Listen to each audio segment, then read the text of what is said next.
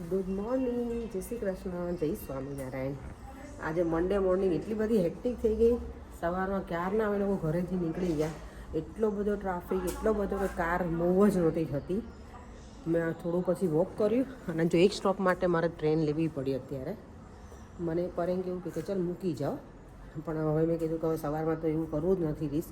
અત્યારે એટલી બધી જગ્યાએ રોડ વર્ક ચાલે છે ને, ચાલુ દિવસમાં રોડ વર્ક હોય ને એટલે યાર બહુ હેરાન કરે, બહુ જ ટ્રાફિકમાં એટલી ફસાઈ ગઈ ને. અહીંયા જો કેટલું મસ્ત છે, આ પહેલાંનું સ્ટેશન છે ને એની હિસ્ટ્રી છે આખી.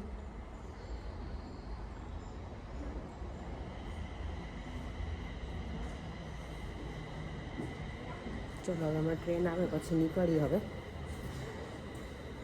ત્યારે જો લંચ તો મસ્ત કરી લીધું, પણ હું એ જ્યાં જોબ કરું છું ને આવું છું, લેઝરને બધું કરું એટલે અહીંયા આવતી હોઉં છું હું 2 દિવસ માટે. તો જો મારા માટે શું આવી ગયું છે નાસ્તો, ભાખરવડી, જો કે પરેંગની ફેવરેટ છે.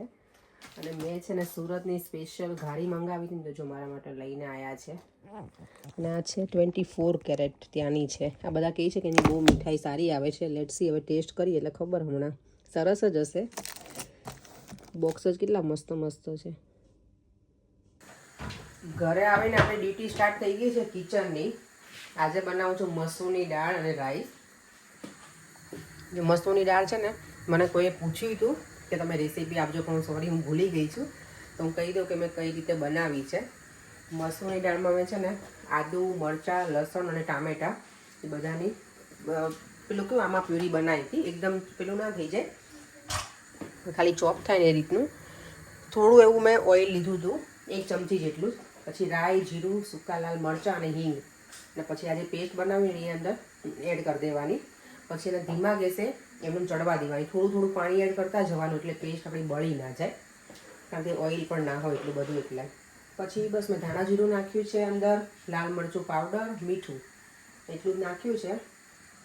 અને હવે મેં એમાં પાણી વધારે એડ કરી દીધું છે. તો બસ કુકરની સીટી વિસલ આપણે બોલાવી દેવાની 2 જેટલી, એટલે આપણી મસૂરની દાળ મસ્ત મજાની રેડી થઈ જશે. અને અહીંયા મારા બને છે રાઈસ, એમાં મેં નાખ્યું છે ઘી. એટલે આજનું સિમ્પલ ડિનર છે, સરસ મજાનું બનાવી લઈએ. જ્યાં સુધીમાં આજે બને છે ત્યાં સુધીમાં હું છે ને સેલેડ કટ કરી લઉં, કારણ કે પરેંગ કહેતા હતા કે આજે મેં ઘણા દિવસથી મને એવું લાગે છે કે અમે સેલેડ કટ નથી કર્યું, ગાજર કે એવું કાંઈ. અને હું આમ પણ બધું લઈને આવી છું. કાકડી લઈને આવી હતી અને કેરી તો અમે બહુ ખાધી દીધી છે બધાએ. મરચું, મીઠું ને બધું નાખીને કેટલી મજા આવે ને ખાવાની. અને કેરી પાછી ખાટી મીઠી જેવી હતી એટલે મજા આવી ગઈ વધારે.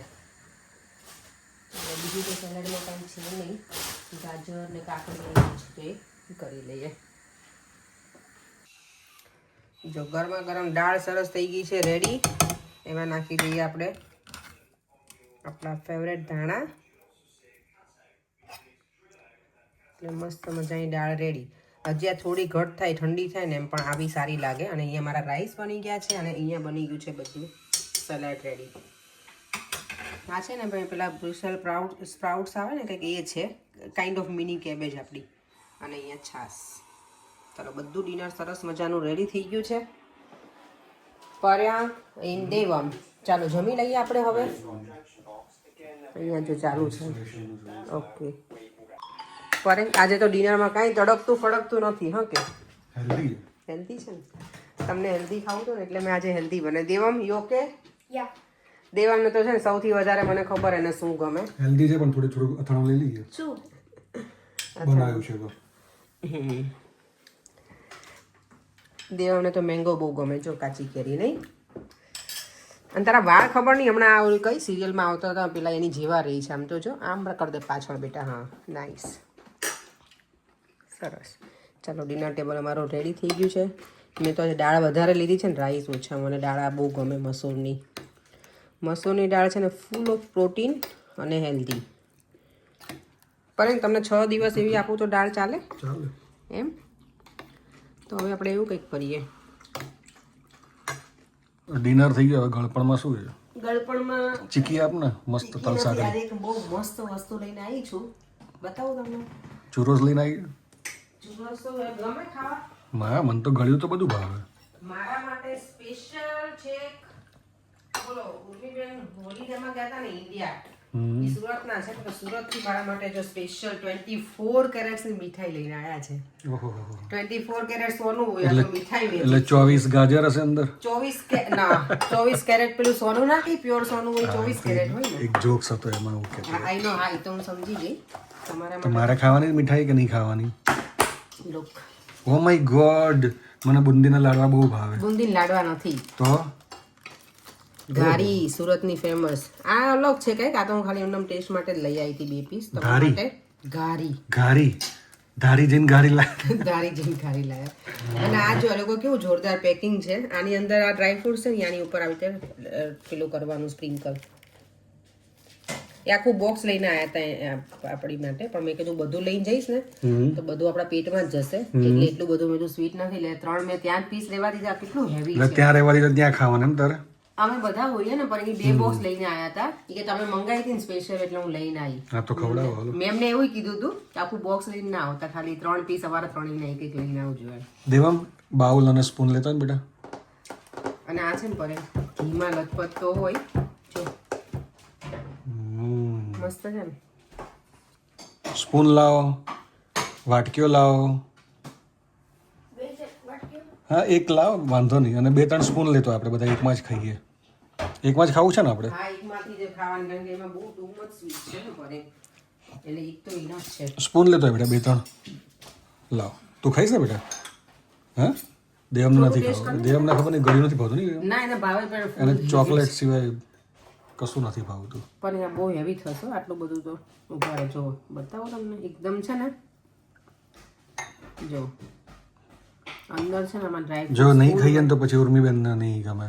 ના ના એ તો કઈ નહીં, એ આપણે માટે સ્પેશિયલ લઈને આવ્યા. જો ને મસ્ત છે, પણ આપણે એટલું બધું નથી ખાવું કે ઓવર સ્વીટ થઈ જાય. ચખાડો. આપણે આટલું નાનું પોર્શન લીધું છે. આપણે તો એટલાય થાય જ નહીં. સ્વીટ મને બહુ ગમે. નાઈસ છે. ગરમ કરાય અને કેવું કંઈ હોય. ચાલો પહેલા આપણે મીઠાઈ ખાઈ લઈએ, પછી આપણે મળીએ ઓડિયન્સને. દેવા આ શું રમાડે છે આજે મને કહે તું. ચાલ પેલા ગેમ ચેકર્સ શું કહેવાય કરવાનું બતાવો. ચાલ બેટા. તો આ અહીંયા મૂવ કરવાનું. એ આમ ઇફ કે આ અહીંયા છે તો જે છે ઓવરલેપ કરી શકીશ, એ તમને આઉટ. આ વાળી આઉટ. ઓકે. ઇફ કે આ પ્રિટેન્ડ ઇફ કે અહીંયા સુધી આવી તો હજી તને ફ્લિપ કરવું. હવે છે ને આગળ ને પાછળ જઈ શકે હવે. ઓકે. અને નોર્મલી આમ જ જઈ શકે એવું? હા. આઈધર આમ. હા. અહીંયાથી આમ ને આમ, રાઈટ? ઓકે. ચાલો હવે દેવમ જોડે પ્લે કરી લઉં થોડી વાર.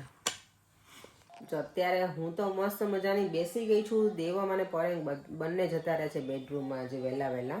પરેંગને થોડું કામ છે ફિટિંગ કરવાનું, તો એ કરે છે ઉપર. અને હું અહીંયા બેઠી હતી તો મને યાદ આવી ગયું કાલે મેં જે ક્વેશ્ચન કર્યો હતો ને એનો આન્સર કરવાનું. મેઘના પરીખ અને બીજું નામ પાછી હું તો ભૂલી ગઈ. તરત ખાલી સેકન્ડમાં હું નામ ભૂલી જાઉં. એ બંનેની કોમેન્ટ છે કે જીભ ઉપર પરસેવો ના થાય, તો એ આન્સર રોંગ છે. જીભ ઉપર તો પરસેવો નહીં, પણ બીજા 2 જણા નામ છે ને એનો આન્સર સાચો છે. તો એમના નામ પણ સાથે હું તમને કહું છું કે કોણે કીધેલું છે. અને જેમનો આન્સર સાચો છે ને એ છે ગબાણી રિમ્પલ છે, પછી રાજુભાઈ પટેલ અને ખુશ્બુ હીરપરાઈ. ત્રણેયનો આન્સર સાચો છે કે આપણે જે હોઠ હોય ને લિપ્સ ઉપર પરસેવો ના થાય. તો થેન્ક યુ. બધાએ મારો ક્વેશ્ચન પણ રીડ કર્યો છે, છેક સુધી વિડીયો તમે લોકોએ જોયો છે, તો થેન્ક યુ સો મચ. અને હું હવે આજે પાછો કંઈક બીજો ક્વેશ્ચન કરીશ હમણાં. મારે પણ જોવાનું જ હોય છે, પણ આપણને બધાને જાણવા મળે એમાંથી કંઈક, એટલે મને મજા પણ આવે કે બધાએ શું આન્સર કર્યો હશે એમ. બધાને આપણને મને પણ નહોતું જ ખબર. જોઈએ તો આઈડિયા હોય એટલે બીજા બધાને પણ જનરલ નોલેજ થોડુંક વધે. તો ચાલો હું ક્વેશ્ચન રેડી કરી અને પછી પાછી હું કરું છું તમે લોકોને ક્વેશ્ચન. આજનો ક્વેશ્ચન એવો છે કે રામાયણ કયા દેશનું રાષ્ટ્રીય પુસ્તક છે? તો કોઈને ખબર હોય તો આવતીકાલના વિડીયોમાં કોમેન્ટમાં જણાવજો. એ સાથે હવે આપણે આજે તો અમે ઘારીને એવું ખાધું તો એટલી મજા આવી ગઈ ને ઘારી ખાવાની. બહુ જ મસ્ત હતી, એકદમ યમી.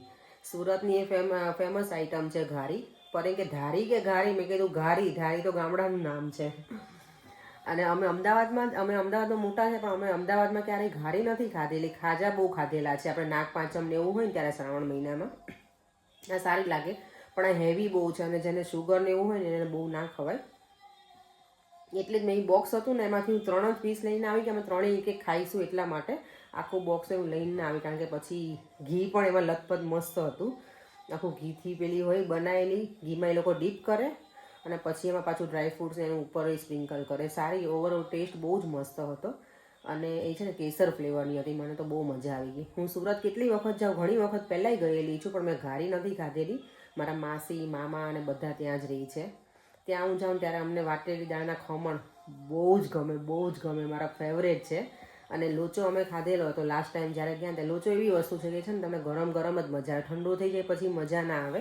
તો લોચો ગઈ વખતે અમે ગયા હતા ને સુરત ત્યારે મારા મામી લઈ આવ્યા હતા અમારા માટે, તો એ પણ મજા આવી હતી. પણ વાટેલી દાળના ખમણ તો મારી મમ્મી તો એવી છે ખમણની શોખીન કે મારો ભાઈ સુરત જાય ને ઘણી વખત તો ગાડી લઈને આવતો હોય ને એમ કહે કે તું લેતો આવજે અમારા માટે કિલો. તો મારો ભાઈ પાછું સુરતથી અમદાવાદ વાટેલી દાળના ખમણ લઈને જતો.